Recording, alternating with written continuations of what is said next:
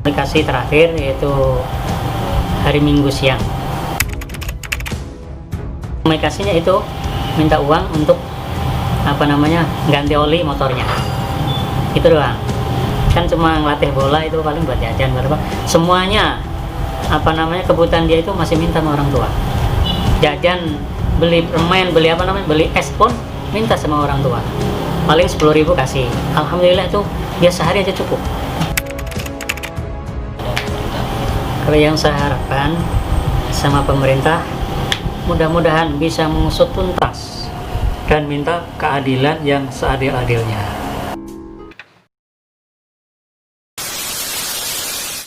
Minta keadilan yang seadil-adilnya. Bang Mardhani, bagaimana harusnya negara bersikap ke keluarga korban? Apakah memang ada suasana dilematis? Anda lihat bagaimana menempatkan penembakan ini sebagai pelaku atau sebagai korban, itu yang membuat gamang?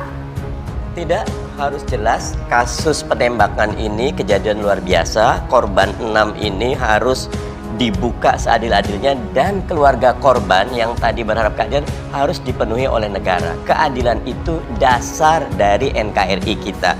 Satu orang pendeta Jeremiah kita meninggal di Papua, bukan cuma Komnas HAM tapi Menko Polkam juga membuat ini 6 orang, karena itu harus ada tindak lanjut. Kami bahkan sudah mulai menggulirkan kalau tidak jelas penyelesaiannya, hak angket bisa menjadi salah satu untuk memastikan seluruh proses hukumnya tuntas seadil-adilnya. Oke, saya ingin ke Kompolnas Pak Wahyu. Yang jelas kan publik terbelah nih, seperti tadi Ketua Komnas HAM menceritakan, dan memang tampak ada distrust terhadap institusi kepolisian. Ada rasa tidak percaya.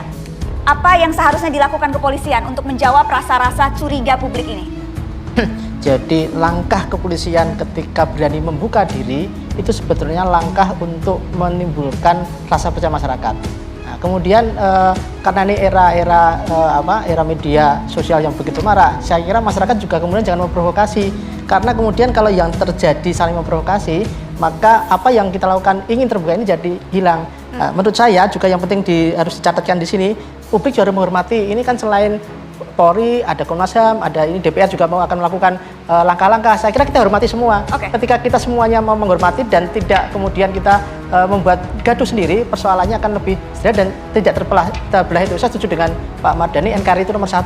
Ketika kita bicara NKRI, maka kita jangan bicara perbedaan itu menjadi masalah. Bagaimana perbedaan itu menyatukan kita. Itu menurut saya. Dan Pak Anton, Anda mau sampaikan sesuatu singkat saja? Baik, masalah ini Polri mungkin seandainya di kita pun juga di Polri ada kekeliruan, ada salah prosedur, sebaiknya walaupun saya lihat sudah Polri segera membentuk tim internal dari Propam dan ini segera diumumkan. Kenapa? Karena distrust ini berbahaya. Nanti akan bergulir jadi bola salju dan ini akan memecah belah bangsa, demi negara. Karena akan banyak penumpang gelap yang ikut di dalam masalah ini. Dan ini pun juga kita perlu wadah. Perlu wadah sehingga nanti tidak semua celometan kemana-mana. Wadah apa? Nanti kita pikirkan bersama. Sehingga hal ini ada satu kepastian hukum yang jelas. Saya ingin ke Bang Munarman dan nanti saya ingin penutupnya dari Mbak Fathia. Silakan singkat Bang Munarman. Ya, saya kira ini kita harus menghentikan spiral kekerasan ini ya. Spiral kekerasan itu adalah bermula dari ketidakadilan dan kemudian ketidakadilan itu coba untuk diperjuangkan, untuk dihentikan, tetapi kemudian mendapat respon kekerasan struktural. Nah, begitupun terhadap yang 6 ini. Yang 6 ini kan sebetulnya korban, kemudian mendapatkan kekerasan fisik dengan terbunuhnya mereka. Kemudian setelah mereka terbunuh, mereka tidak bisa membela diri. Mereka juga korban kekerasan verbal, dituduh macam-macam sebagai pelaku macam-macam, kemudian mendapatkan juga kekerasan struktural, yaitu justru dijustifikasi bahwa tindakan terhadap mereka itu dibenarkan untuk dibunuh. Nah, ini lingkaran kekerasan, spiral kekerasan seperti ini tidak boleh lagi terjadi di negara ini. Sebab kalau ini terus terjadi, negara ini akan lama-lama jadi hancur sendiri oleh karena ketidakadilan itu. Saya kira keadilan kunci utamanya untuk ditegakkan. Mbak Fathia, penutup dari Anda kontras, apa yang seharusnya bisa jadi pegangan kita? Karena kan tindakan-tindakan ini juga sebetulnya sudah kerap terjadi di masa-masa yang silam, Mbak Fathia. Baik, ya. Jadi ada beberapa poin sebenarnya yang ingin... Boleh saya minta 1 poin saja, Mbak? Saya korting 1 poin. Mohon maaf waktunya. Sedikit saja, ya.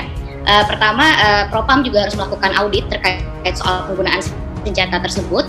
Jadi ada formulir, dan apakah formulir tersebut telah diisi oleh pihak kepolisian yang melakukan operasi. Yang kedua, juga Komnas HAM harus diberikan akses secara penuh oleh polisi apabila memang harus ada dibentuknya tim independen, maka Komnas HAM yang harus melakukan investigasi terkait soal penembakan sewenang-wenang ini. Dan yang terakhir, Komisi 3 harus melakukan pengawasan secara penuh atas proses pelaporan, dan juga harus ada perlindungan terhadap korban dan terhadap keluarga korban, dan juga perlindungan terhadap terduga pelaku agar tidak ada terjadi intervensi dari institusi kepolisian. Itu saja Mbak Nana. Terima kasih Mbak Fathia, dan terima kasih tamu-tamu saya yang sudah hadir malam ini.